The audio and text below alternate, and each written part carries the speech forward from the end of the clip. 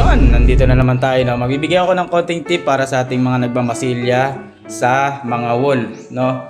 Sa pagmamasilya, yung mga kantuhan na minsan hindi nape-perfect yan. Nape-perfect yan pag bumili ka ng tile trim na corner. Yung talagang straight na straight, no. Pag wala namang pambili, ito discard. Pero papakita ko muna sa inyo yung tuwid na corner o yung kanto, yung kadalasan nasisita ni architect, ni engineer, na liko-liko, di ba? Yan ang ating susolusyonan para naman mag-good shot ka o bumango ka konti kay architect. Tara, papakita ko sa inyo. Ito yung kantong ginawa ko, ha. Ayan, nakita nyo yan, ha. Straight na straight yan, ha. Mula baba hanggang taas. Makita mo, ha. Straight na straight yan. Wala yang trim o yung tile trim na nilalagay. Kasi nga, liit lang niya, no? Tsaka hindi na kami bumibili nun. Makapagastos pa yon. Pero, yung tile trim na yon, the best talaga yon. Maganda yung gamitin dahil iwas bungi, no? Yung tile trim na nilalagay sa corner, yung mga kanto. Pero yung gagawin natin, pang ano lang to, matibay din naman dahil ang pa-primer natin dito, Acrytex. Ito yung ating titirahin ngayon. Papakita ko sa inyo paano ko ginagawa yan para naman may idea kayo, para good shot kayo, no? Kay architect at engineer. Sabihin, napakagaling mo naman. Kahit walang tile trim, napapantay mo, di ba? O tara, tuturok sa inyo. Siyempre, ang una natin gagawin, magtitimpla tayo ng skim coat. Ito, skim coat, magtitimpla tayo.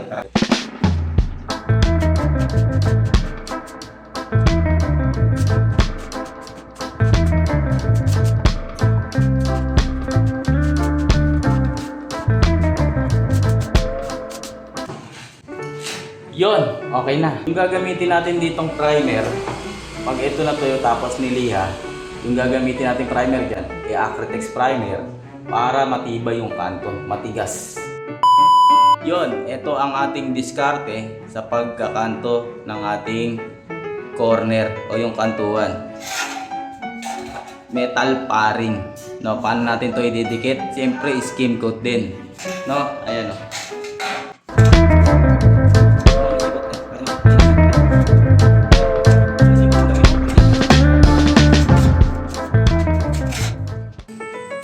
Yan, pansin nyo, may pandikit na, skim coat din. Ngayon, uhuliin natin yung kanto.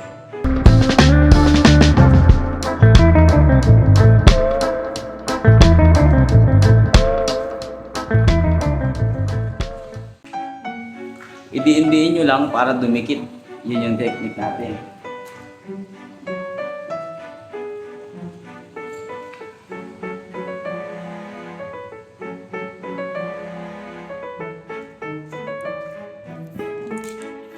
Yon, papakita ko sa inyo ng malapitan yung diskarte. Yung pinagkaiba na may bara. Na makikita mo yung hindi pagkakapantay-pantay ng kanto. Ayan, o. Dito ko siya nilagay. Tapos makikita mo dito. Yan, pantay yan. Pantay siya rito. Tapos makikita mo, lumalalim dito. Ayan, malalim. Tapos, pagdating dyan, pantay. Tapos dito sumobra. Ayan, pagdating dyan, sumobra dito. Tapos doon, pantay na. Ito lang, lumalim. Itong part na to. No, ngayon, yan yung lalagyan natin ng skim coat o hahabulin. No, didiin nyo lang yan para hindi matanggal kasi nakadikit na yan. Ngayon, lalagyan na natin siya ng skim coat.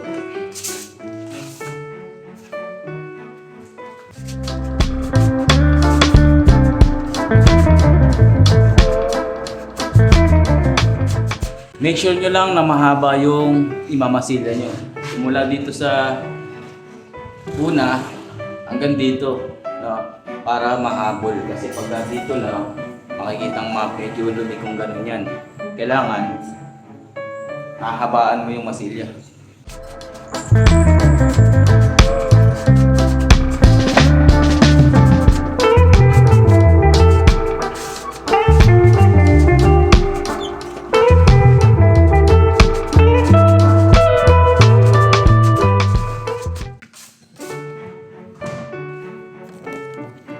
Ayan, papakita ko sa inyo kung paano yung malapitan. Ayan o. Nakita mo, ayan o. Oh. Ayan yung masilya ko, tapos ayan. Hanggang taas. Yan, papakita ko na sa inyo na tuyo na yung ginawa natin na kantuhan, no? Yung corner. Tara, papakita ko sa inyo paano baklasin, tas pangkano kadiretso yung ginawa natin, no? Tara. Ayan, no? Yan, no? Makita mo, ayan. No? Yun, no? Tatanggalin na natin yung medyo tuyo-tuyo na konti. Tatanggalin natin yung metal paring. Yan, o. Tuktukin muna natin para magkalam.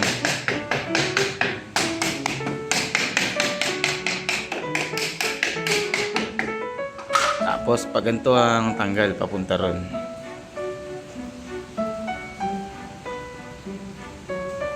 Yan. Na, gumalaw na.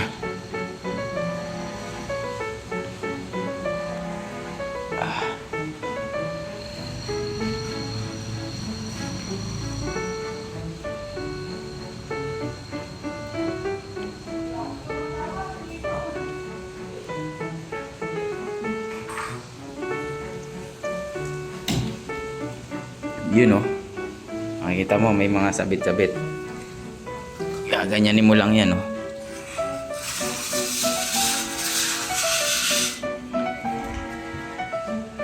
Yan, makita mo, diretso na yan, no? Tapos yan makita mo, ayan, yun yung, kasi kaya siya lumiko, yan yung nadagdag sa kanya. Pero dyan, pantay na yan.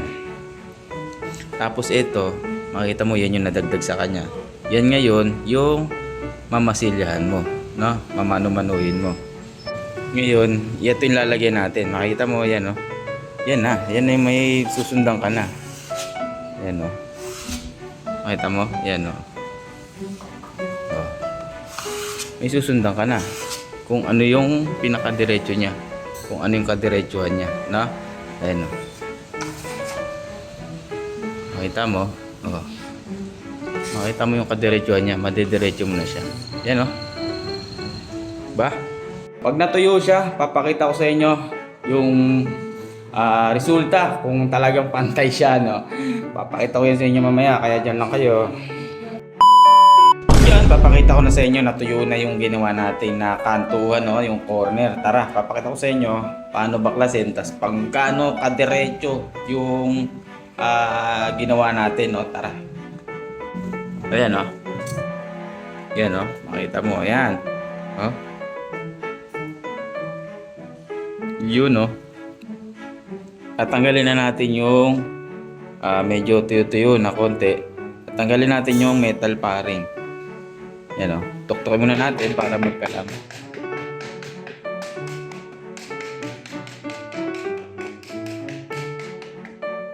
Tapos pag ganito ang tanggal, papunta ron.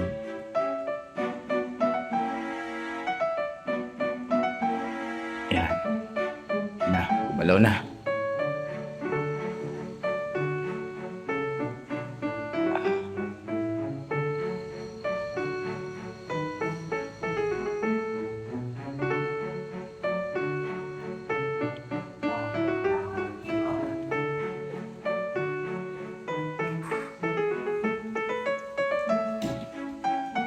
Yun, no? Makikita mo may mga sabit-sabit. Gaganyanin mo lang yan, no?